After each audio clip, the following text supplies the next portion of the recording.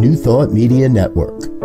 We are a global broadcast network of positive music, media, and entertainment, inspiring humanity's evolution along the journey of enlightenment and creating a world of love, peace, empowerment, and prosperity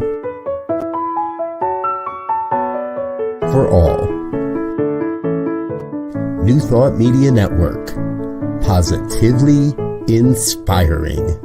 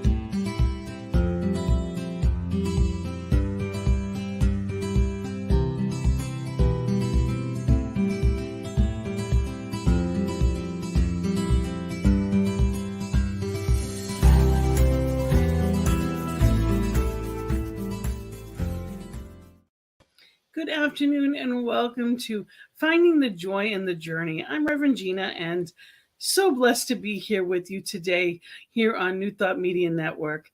I am also blessed to be the senior minister at CSL Greater Boston, and we are here on Sundays at 5 with our Sunday service, 5 p.m. Eastern Time on New Thought Media Network. So we would love for you to join us. But here on Finding the Joy in the Journey today, I have a phenomenal guest. And before I introduce him, I want to just tell you a little bit about what we're all about here. This show, Finding the Joy in the Journey, is to experience the joy in life now. Too often we go through life waiting for something to happen. Well, when I get the right job, when I meet the right person, when I paid off my debt, then I'll be happy.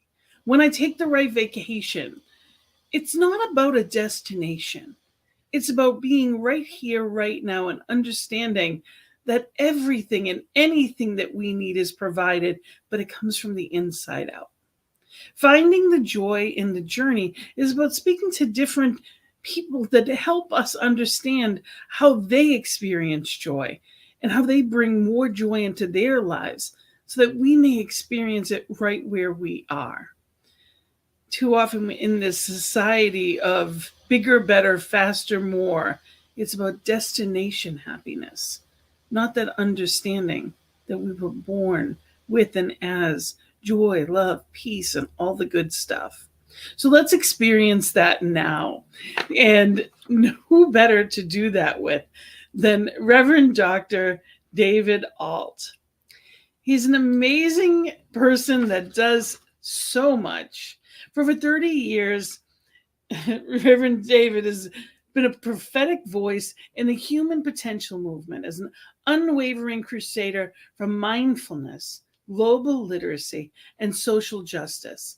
Whether through teaching, evolutionary coaching, keynote presentations, David's singular intention has always been bridging our collective forgetfulness into the great collective reawakening. As an award-winning author, leadership coach, and global education advocate, he loves leading through example and abides by the motto that people would rather see a lesson than hear a lesson. You know, it's an amazing gift that he brings to the world as a minister, as a singer, as an author, as a coach, mentor, teacher, keynote speaker. He has podcasts and classes. He's an amazing storyteller and even a philanthropist, as he's begun an amazing nonprofit that's been 18 years. And in those 18 years has served over 5,000 children with over $2 million worth of donations in 4 different countries.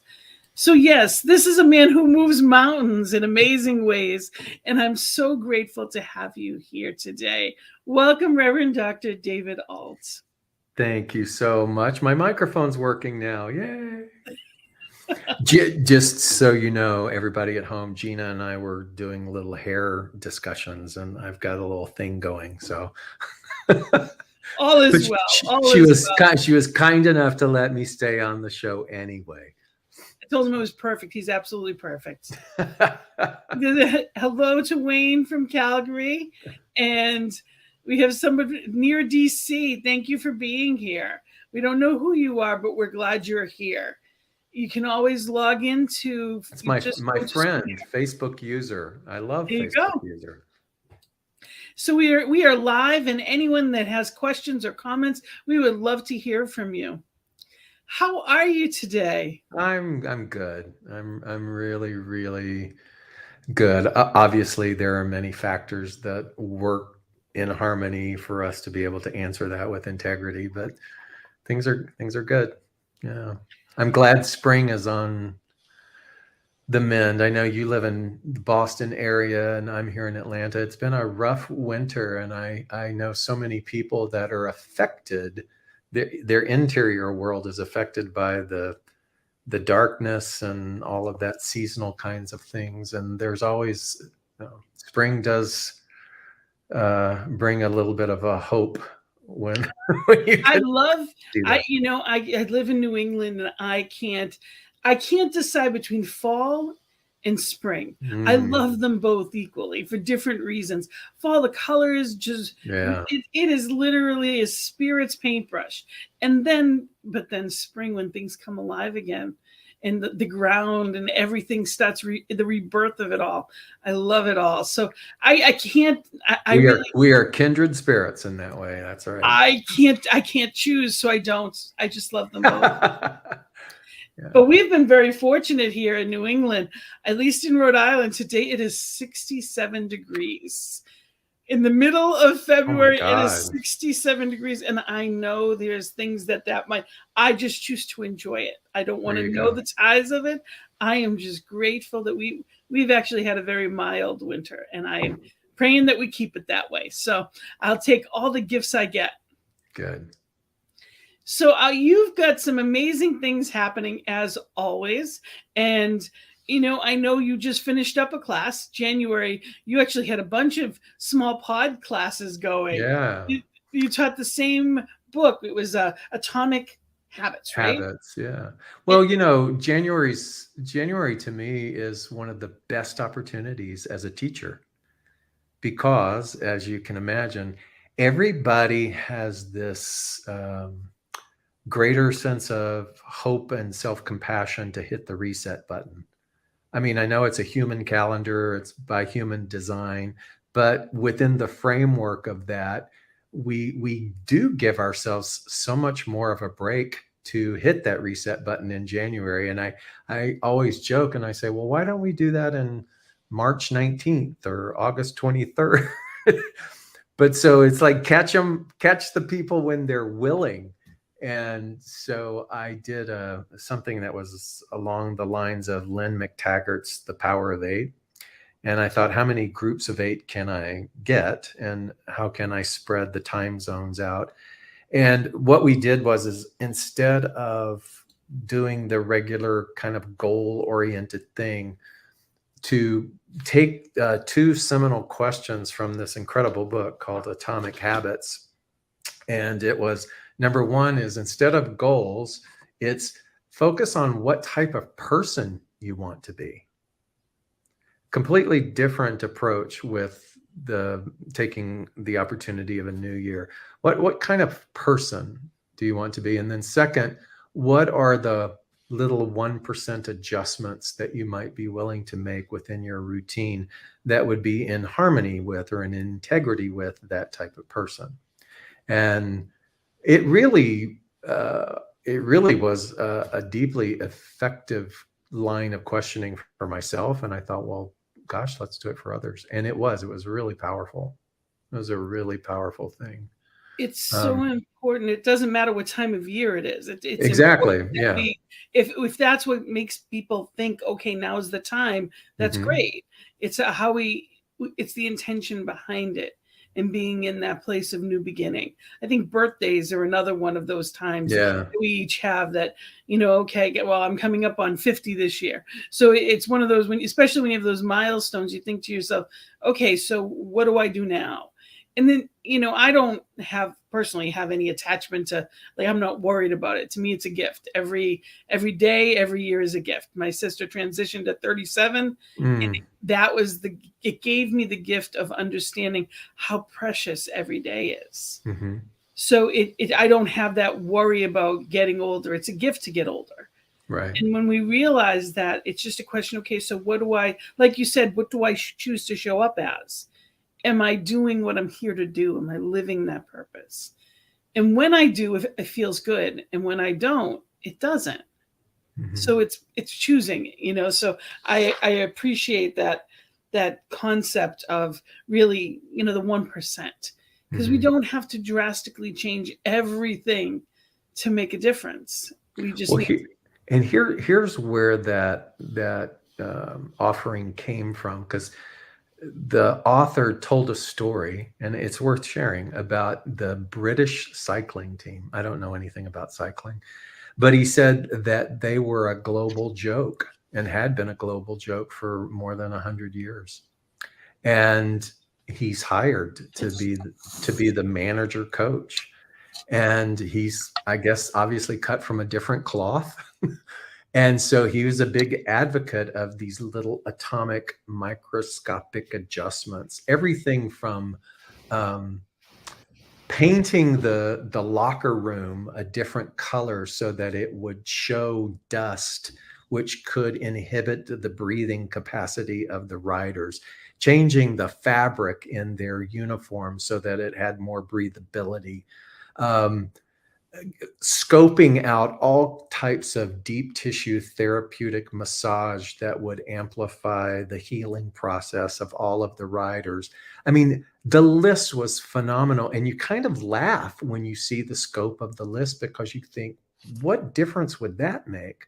But this man's was a genius, because he realized that each of those little 1% shifts had a cumulative effect. And lo and behold, if the whole scope of that list of things that he didn't begin to not only create more harmony within the team, they went in and started to win the Tour de France. They won, swept all Olympic medals for the first time in 100 years.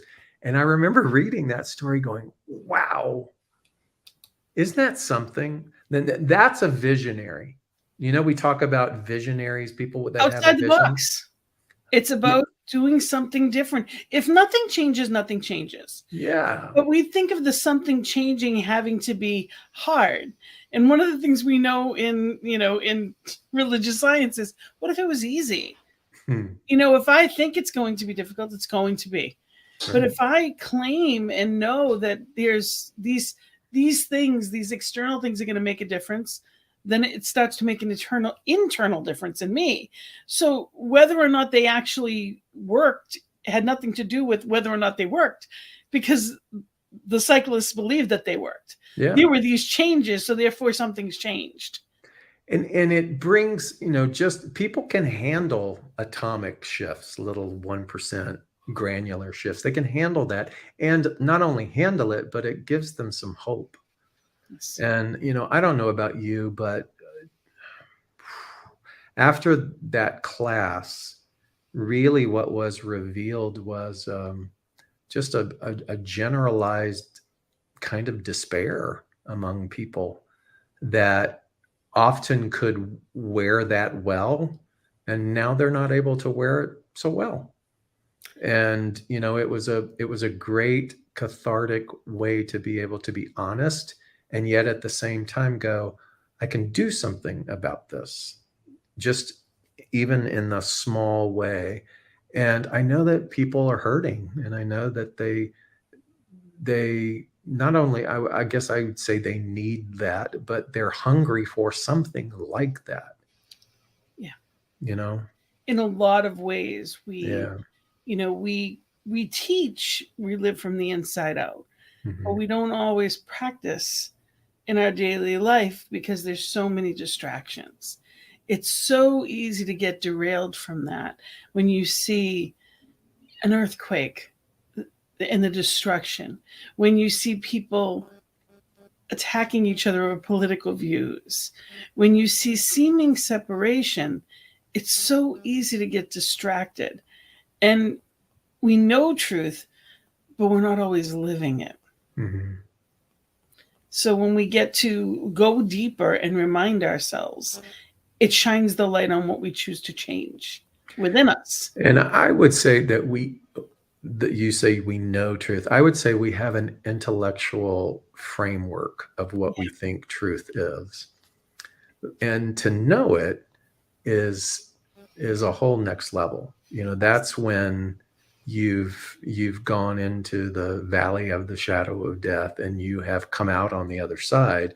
And so then that knowing comes from application and embodiment and experience.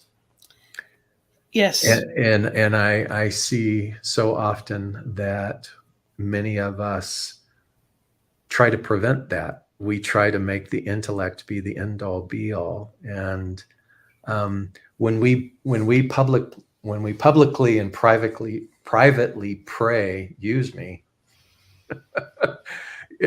I surrender this vessel, this vehicle of an identity to that which knows far greater than me. And I then make myself available. It really is unprecedented what something like that will do, a pure intent will do, because it does lift us out of the intellect of a page of a book and put us boots to the ground in experiences that really do stretch and chip away and dissolve, and world views collapse and all of that kind of stuff. And it's not always comfortable. And that's where I see people who I admire them greatly, who are willing to go on that journey. And it's worthwhile. Yeah. It's not comfortable sometimes, but it is so worthwhile. That the inner work. Yeah. And it's not sometimes the word work isn't really, it's not the best word for it, but it's not always easy, but it's so worthwhile.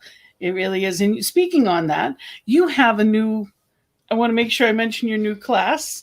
Oh. It's going to be starting March 6th. Yeah. So putting that out there for people that they can go to your website and sign up, because there are still spots available. And that is davidault.com. They can reach out and they can sign up. And it is revisioning, using the imagination to heal. It looks wonderful. There's 2 different sessions. This is Eastern time, 9, because you're in Atlanta. You're in Atlanta, Georgia. So it's 9:30 a.m. or 7:30 p.m. are the 2 sessions that are available. And it's revisioning, using the imagination to heal. So if you can tell me a little bit about that. I first saw the word revisioning when I was reading material by Neville Goddard. I don't know if you're familiar with Neville Goddard or not. One of my favorite 20th century metaphysical teachers, writers, very prolific. His whole scope was about the imagination, and almost exclusively. And when you talk about the imagination, you talk about the boundlessness of that. You talk about the unlimited nature of it. And when you combine the understanding of that with the potentiality of thought as energy, so then what you use that energy in the boundless scope of the imagination can become the canvas by which we create. And he used this word revision, and he used it sort of as a throwaway, because he was talking about a woman gets a letter, the letter's disappointing, she wants So he instructs her to take the contents of the letter within her imagination and shift it in a way that it brings about a different response mechanism inside of her. And I thought, well, isn't that interesting? And I couldn't let that idea go. And probably about eight or 9 years ago, I started to look at that more and develop a list of criteria on my understanding, or what I feel would be potent for something like that. And I kept coming up with the idea of the phrase that we often say, what's done is done. And I went, no, there's no truth to that. What's done is just a colloquialism that really doesn't have any metaphysical basis to it. Because if there is no such thing as time, and time is illusory or it's unilateral or whatever, then whatever that wounding was, that issue was, that pain was, that from a quantum thing is still happening. And so what if we, in our imagination, went back to that moment and changed our response? And then I thought, well, wow, I've got to have some rules around this.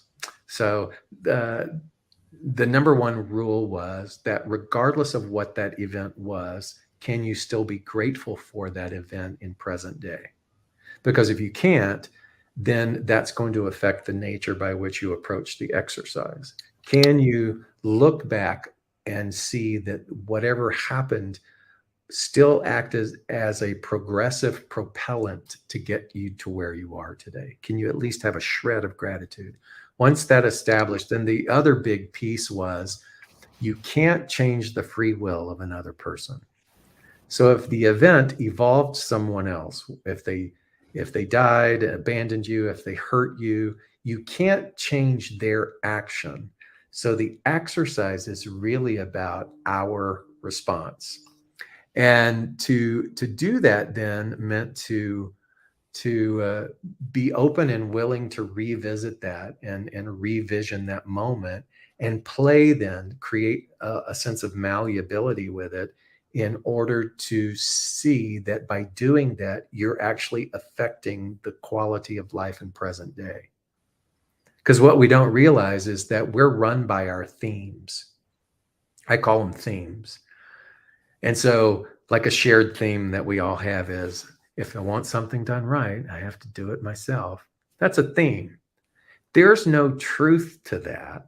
Mm-hmm. However, because we share that, and because we all have variable control issues and whatever, the most qualified people can be right in front of us.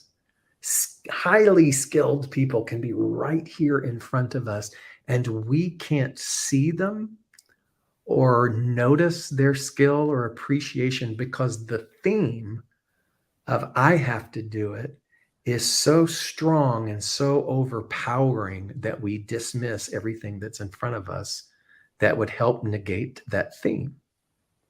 And so when you start to think about the voluminous amount of themes that we're walking around with, I'm unlovable. And so money doesn't grow on trees. Money doesn't grow on trees. So these themes, when you start to see that, many of them have their genesis in these moments where we could practice revisioning. And so when you see the way in which it all works together, it's really a powerful exercise. And I got really into this. And for several years, I did many classes and I did workshops on I did a whole ministers conference on this at Unity Village once. And I have over 300 and something case studies where people went back to a particular memory. And when they began to play with that memory, they went, oh my God, that's where that came from. Mm-hmm. It was just like that ministers conference. One time a minister, we did some things throughout the first day. And then the night's homework was, whatever memory comes up, don't judge it, just pick that one and take it to bed with you and just begin to see how you might approach your response differently. And the next morning I asked if there were any takers in terms of what came up, and this woman raised her hand. She goes, I'm the biggest control freak, self-admitted. She goes, she's a minister. She goes, I show up at church. I'm the one that has to turn all the lights on. I'm the one who has to clean the toilets. I'm the, and it's not that there aren't other people to do that. She goes, it's just, ugh. And she said, my sister and I are a year apart, and our mother was really young when she had us. She was like barely 20. And so when I was 8 and my sister was 7, my mother was still a young woman, single, wanted to party. She would put us to bed and she would get in her car on the weekends and go out. And she said, the way our beds were positioned, I could see the street lamp outside from my bed, and I could see her pull out of the driveway. And she goes, I don't know what propelled me, but I would sit up in bed and I would wait till she came back. She might come back at 3, 4 in the morning, but I took it upon myself as my duty, my guardian of my baby sister, to sit there and wait until she came back.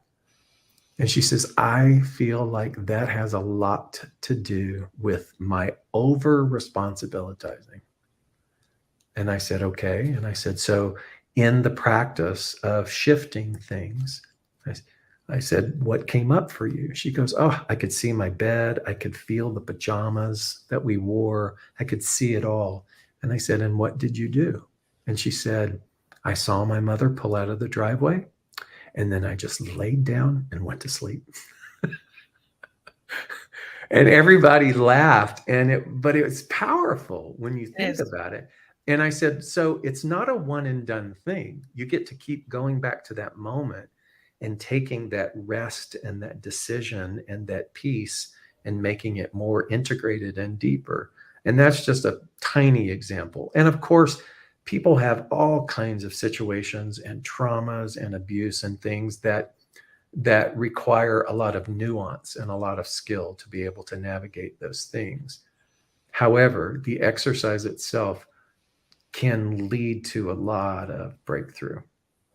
That was a long-winded explanation of that class, but you can tell I'm kind of excited about that work. No, it's wonderful. And it's also what's important too is remembering that we are not victims. We are powerful creators. So we don't realize that our mind is keeping us at where she was at 8 years old. She still felt responsible. When we can come to a place of understanding that, okay, this may have been the start of it, but it doesn't have to be. Right.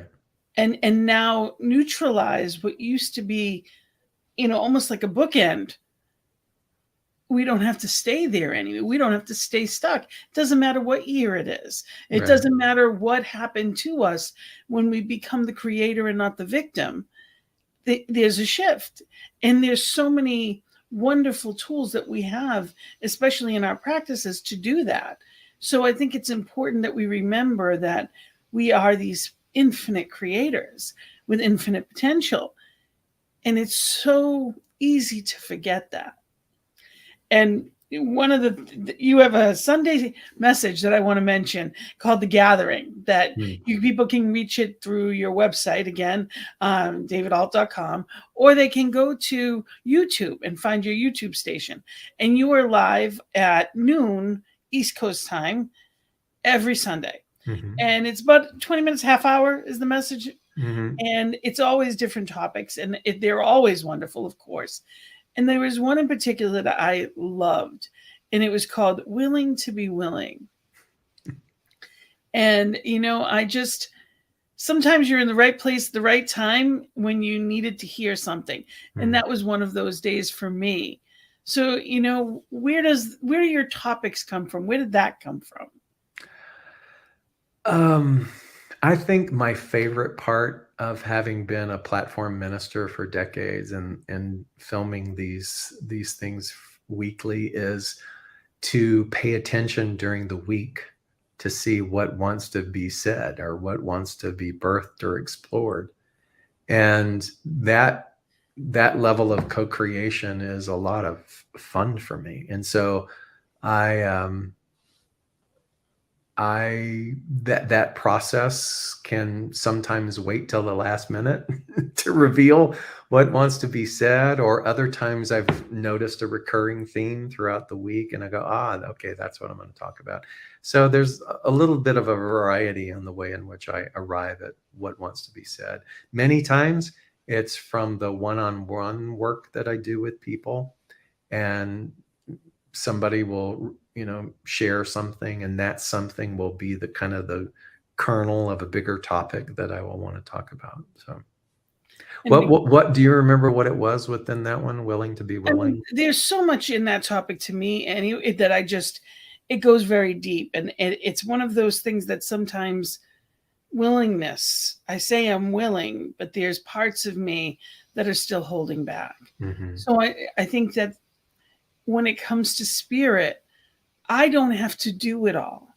I have to be willing to be willing, and spirit will take the rest. I don't have to be the water that flows. I just have to get in the river. Mm-hmm. And I think that there's so much hope that we can really get from different places. And I think it's so important to remember that when we lean in towards the we feel the warmth. We don't have to go there. We don't have to go to outer space to feel it. We just have to lean in. And I think sometimes I know I can make too much of it. Mm. And I think it's important. And I think that your topics are very, I love you're such a storyteller, and it's all about how people won't remember what you say, but they'll remember how you made them feel. Mm. And that's what you have a gift of doing. And I'm grateful for that. So I really appreciate the topics that you pick and how you walk us through them, just like you did in that example, because it explains it in a way that I understand. Yeah. And I'll remember. And those, another way that we would talk about things like that, the writer Carolyn Mace called them 6-second moments. That's always been a really potent teaching tool as well, because people can, and she says something that literally could have taken 6 seconds still governs the way we see ourselves and our world, just from that little offhanded comment, verbalized opinion, whatever.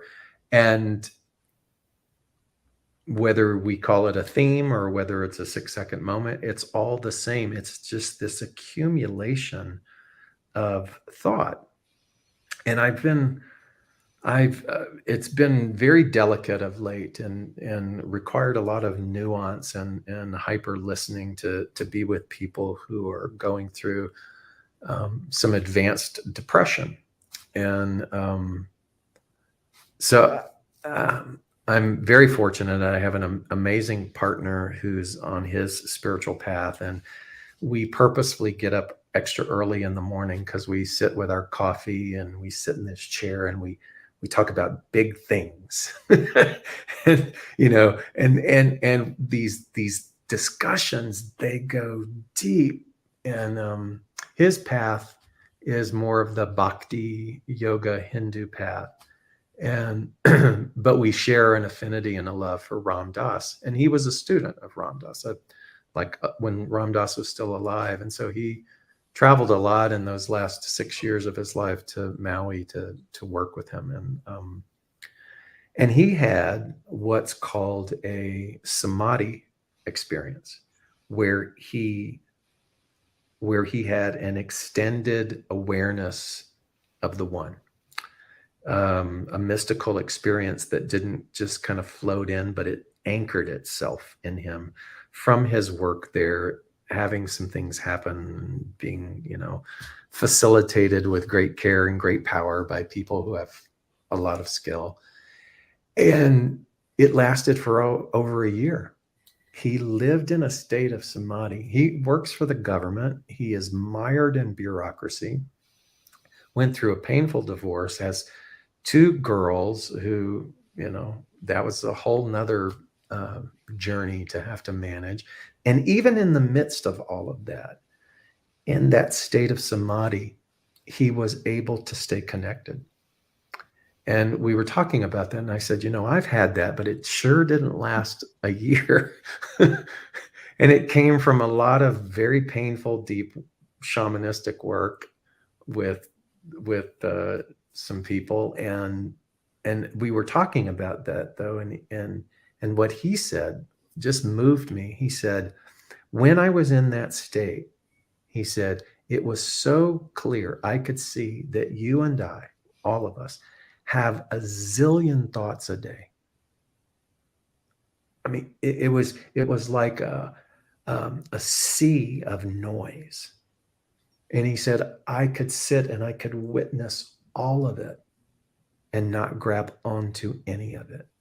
Mm. And that's what sustained it. And what's brilliant about that, and what I don't think people understand, is that when we talk about being the witness of the thought, we're not even talking about changing your thoughts. We're talking about just witnessing them, right? And not identifying with them and looking at them, as we've heard before, as if they're just clouds. And really the only relationship is to that all-encompassing energy of love, which still lets you go into the grocery store, which still lets you sit down with your daughter and tell her she can't do that, which which still has to do all of the bill paying, and it doesn't dissipate, but you're just witnessing it. And what we notice now that has been a little bit of the past, and we're seeing a lot of our friends and people in pain. It's just that, Gina. It's just that. It's grabbing the thought.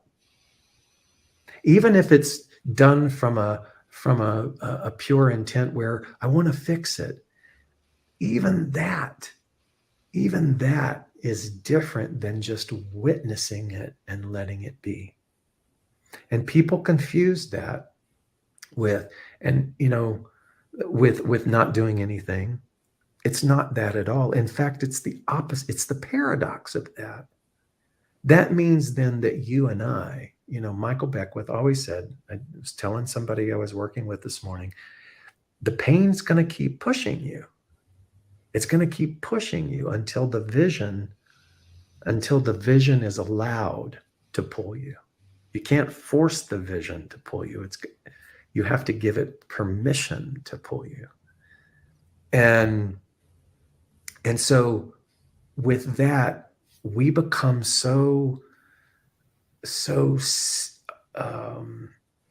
we become so tempted to hold the thoughts in a very sacred place, that to make those thoughts sacrosanct, so much so that we're willing to create and call other people names who don't do it the way that we want to do it. And so this whole thing about bypassing,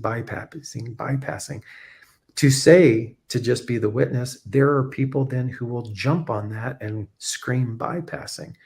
And there's nothing that you can do. Well, there's a difference between. There's a difference. But it gets muddied. It gets muddied, and then it gets kind of sterilized and homogenized to think that it's everything about that. But it's not about not being involved.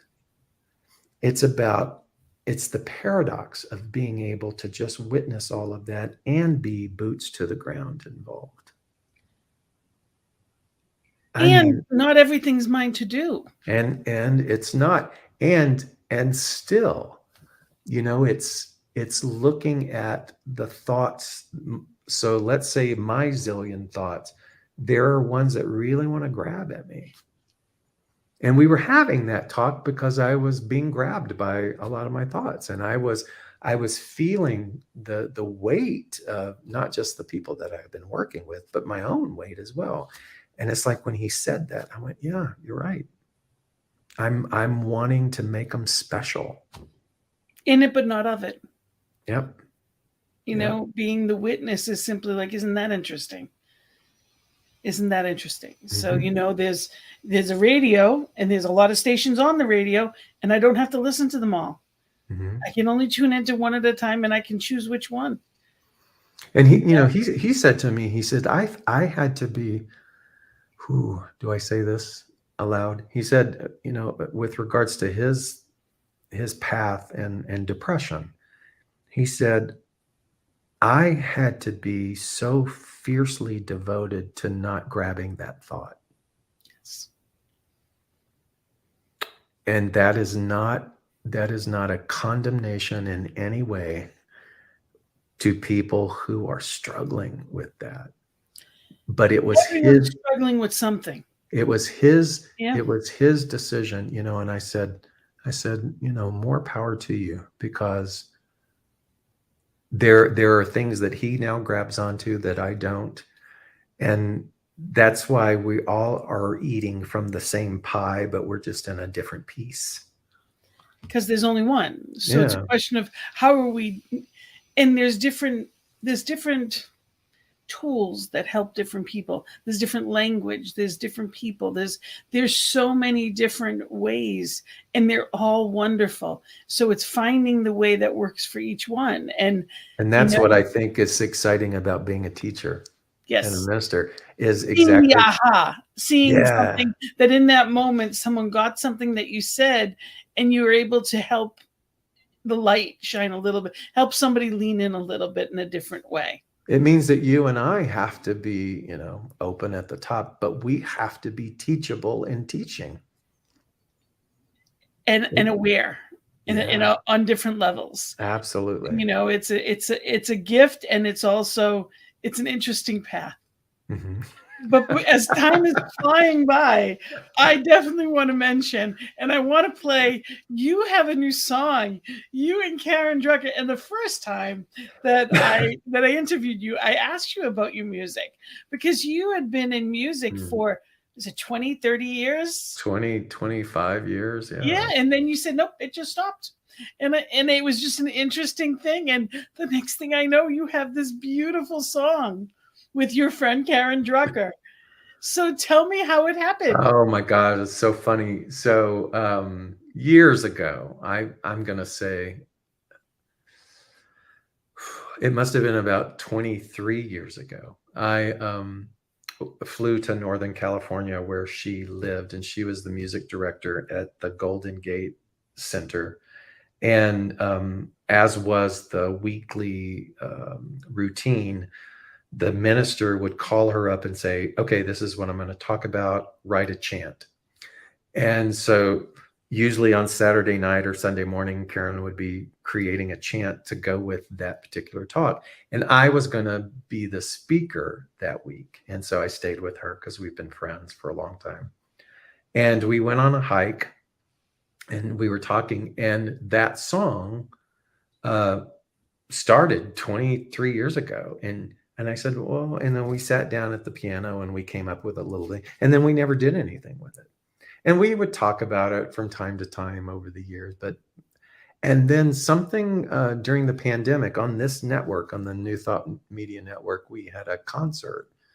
And I said, let's pull that out and play with it. And so from that, I got in touch with the person that I recorded all of my catalog, and when I was in Alliance with Louise Hay, and he created the track. I went back to Northern California and saw Karen. I was facilitating a wedding out there, and we went into her husband's studio and we laid down the vocals, and there you have it. 23 years in the making. Well, I'm going to play it because I love it. Oh, okay. And then we'll chat about it a little on the other side. All right. Okay. This is, I honor it all.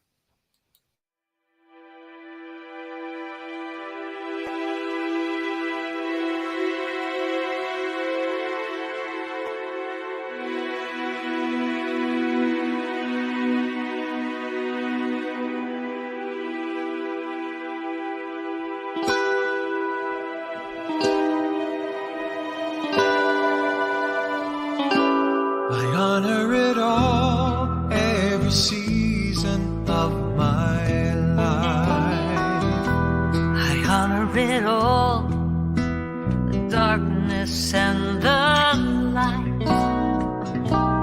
I honor it all, every season of my life. I honor it all. I honor it all.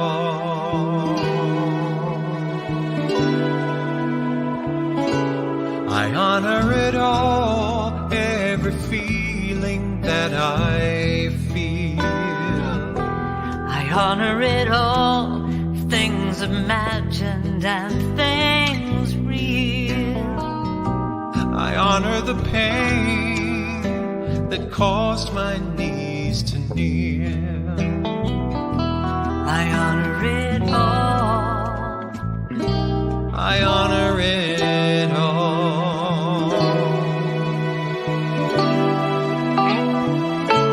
Whatever it was that caused me so much fear,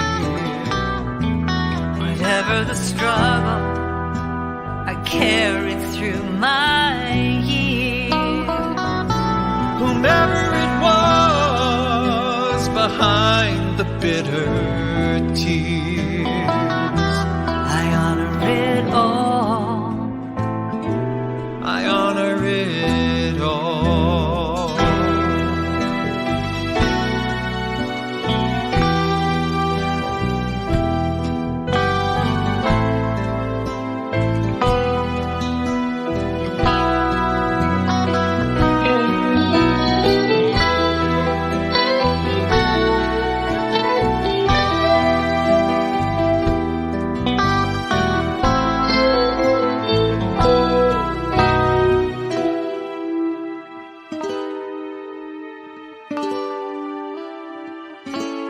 I honor it all, every season of my life. I honor it all, the darkness and the light.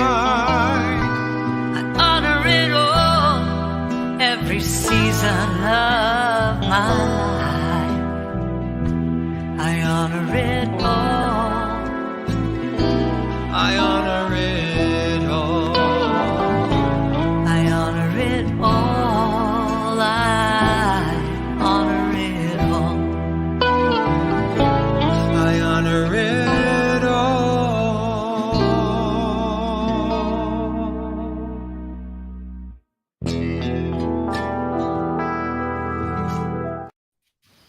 Love it. I absolutely love it. It did come out nice, didn't it? Yeah. It's beautiful, and it's a wonderful self-care, self-honoring song.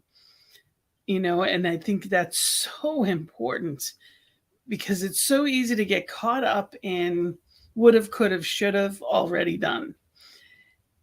And, we all have things in our lives that, I wish I'd already gotten to that, or shouldn't I have already? And, yeah. this is, or things that we seemingly regret.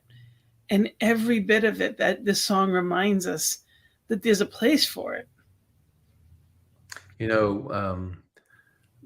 Many people who may have followed me over the years know that Louise Hay was kind of my second mom, and in the heyday when we would tour, if we were using a van and driving, we always sat together. And I was still an actor at the time and trying to juggle that career with so many disappointments. And it was many times when I would crawl into the van having gotten bad news from my agent, or I didn't get what I want. And I would whine and complain a lot about things when you're 20. And she always said to me, you need to learn how to honor the entirety of your journey. And I kind of got it back then, but I didn't fully appreciate the legacy and the impact and the power of that wisdom, that gift, until, of course, life had to happen. And I saw that there were many times where I would get seduced into, oh, if that just hadn't happened to me, this would be better. And she was like saying, no, it's all adding up exactly meticulously to what needs to happen for you. So we each have a path, and sometimes the no's are more sacred than the yeses. very well put. Yes. If we always got what we think we wanted. Oh my God. It's interesting. I know for me, it is the most difficult times that have made me who I am. And that's why I'm a minister. That's why I'm, am where I am and who I am, and wouldn't change that for anything. But when you're in the midst of it, it doesn't feel like that. Not at all. And that's when this is on that playlist of mine. That is when you have those difficult times.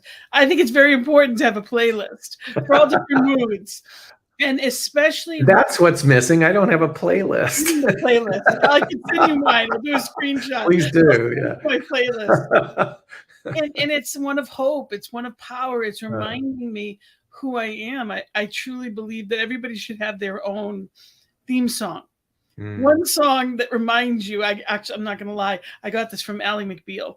But everybody should have their own theme song that when you forget, when you're in that place of feeling powerless, it reminds you that you're powerful. Who you really are. And you play that song and it reminds you, and you're filled up again. That's great wisdom. I'm gonna use that. Thank you. You have to find your own theme song. What would your theme song be? Oh God, I don't know. Mine is This Little Light of Mine. There you go. Okay.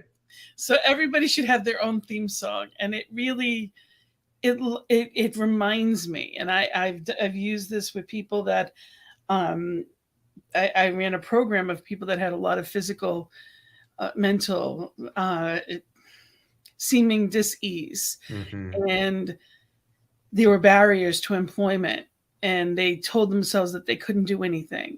And in the matter of a month, they felt completely powerful and able. Wow. And that was music was part of that, because when we hear it, when we really listen to the lyrics, there's power in that. Yeah. It's a reminder, there's stories. Each one is a story. And I think that this song is a powerful story and reminder that there's a reason that these things happen. And it's important to honor ourselves, especially the tough days. Yeah. Thank you for keeping this program going, because you're really good at this. No, I'm blushing. Thank you. You are. You're really good at it. You're really skilled, and this is a valuable tool that people need. It's so important we remember that we get to enjoy any moment we choose. We can think about things that made us happy or things that made us sad. We can think about anything we choose. And then sometimes we're not going to be happy. It's okay not to be okay. It's just not okay to stay there. That's the paradox too. It's like once you know that it doesn't have deep roots, then you can hold if you want to call it hope or knowing, you can hold that simultaneously with the pain and let it work together in order to say, I don't have to move away. I don't have to look away. I can let it do what it needs to do. And the key word, and I can still know that there is a perfect patterning going on. Yes. People, again, like you read in my bio, it was people would rather see a sermon than hear one. They would rather see someone exemplify what they're longing and feel their own internal permission rather than just continue to hear about it. And I think that that's what makes any of us live in integrity and maximize the gift that we've been given to be a teacher. It's like, I'm going to live full out in front of you. Yes. Life is in Yes. Technicolor, good, bad, or indifferent. Some days it's easier than others, and that's Oh my part of God. it. The joy is in the journey. It really is. It's not about a one-time thing happening. It's about experiences, and Mhm. you never get this day again. So, it's really being mindful of that. So I want to mention, for those of you that haven't bought your ticket yet, that you will be at Vista next week. You see I us will. convention. Yeah. You're going to be in Dallas on Thursday. Very excited. I will be watching you and enjoying. I know. I'm so excited for that. Again, it's Thursday for the Vista conference. And I also want to mention your Kaleidoscope Foundation. And we've mentioned it in the past, and there's more detail in past episodes. Of course, you can go back and watch those. We would love you to do that, but at least go to the website and find out more about it. Mm. Kaleidoscope and Kaleidoscope Child Foundation. And again, over $2 million raised, over 5,000 children helped. And it's in Cambodia, Guatemala, and India, and the United States. And it is an amazing program that for the past 18 years helps people to have drinking water, food, to be able to be taught, for children to have an education, to change lives. So, and we did a little thing in Africa last year too with wow. with the CSL Kenya. There's members of that particular group. One woman and her husband run a school, and we had wanted to do something in Africa last year. In fact, we had budgeted and set aside a grant that we wanted to initiate through a former board member, and it didn't happen. I was in Geneva, Switzerland for the CSL conference there, and there was this teacher from Kenya. And we're like sitting there talking, and I went, oh my God, here's our Africa. And what if it was easy? Here's our Africa connection. What and if it was it easy? was so brilliant, and she was so so deserving and grateful, and it was just so cool to be able to see that intention unfold like that. So yeah, we did Africa as well. So it's, there's so many gifts and just amazing things that you are involved in. The Kaleidoscope Child Foundation, whether it's a one-time donation or a monthly donation, it is a wonderful gift that you've brought to the world, and I am grateful for it. And I want people to remember that you have the class that's going to be starting on March 6th. Again, 9:30 a.m. or 7:30 p.m. There are spots available for both of them, at least for now. Mm-hmm. And revisioning, using the imagination to heal. So I encourage people to get on that as well. And I thank you for being here and being so gracious with your time. As Thanks for always, asking. it is a gift. There's so much that you continue to do in the world. And, sometimes we think, or it's told to us, what can I really do? What can one person do to change the world? You are an amazing example of showing how much one person can change the world, because you don't stop. You see a vision, you do the next thing, and you do the next thing, and you've been, you had a music career, and you have books published, and you're working on your third, and you've got all of these things that you've done and you continue to do. And it is an inspiration for me and for many of us, because you know what? We don't have to sacrifice what we're doing or love to be who we're meant to be. It comes out in amazing ways, and you're a great example of living in that joyful journey. So thank you so much for being here. Thank you, Gina. Thanks for inviting me. And again, as long as this works for you, keep doing this, because you're so skilled at this. It's like it's a natural gift. Well, thank you. I appreciate that. And I have one announcement that I want to mention. Yeah. We have a wonderful person today leading CSL Greater Boston, where the topic tonight for our Sacred Circle at 7 is we're all just walking each other home by Ram Dass. That is actually the topic for this evening's conversation. It is always at 7 p.m. Eastern time, and it's every Thursday. Different spiritual leaders, different topics every week, and it's always wonderful. So join us. I would love to have, and I'm looking forward to having you come and join us some Thursday. That'd be great. And thank you to all of you for being here with us. Remember that it's up to you to find the joy in the journey. It's there. And how can they support you in this network? Well, the network itself is amazing, and it is, we are here because of people that allow that to happen. So it's ntmedia.org, and I will also play that on the way out. But it's important to know that ntmedia.org, you can click donate, and people can actually reach out to me as well, as far as by email, gina@cslboston.org, or find me on Facebook, as well as like CSL Boston on Facebook as well. Thank you. And have a wonderful day and week, and know that the joy is there, and it's about you embracing it. May you find it today, right now. Blessings and love. Namaste. Namaste.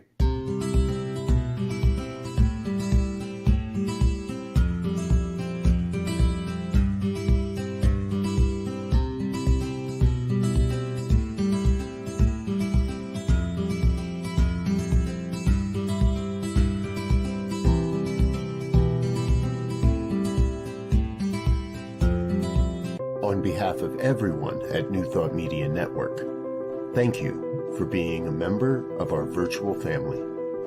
Your financial contributions help share the New Thought message with people from around the world. Please visit and contribute at www.ntmedia.org/donate. New Thought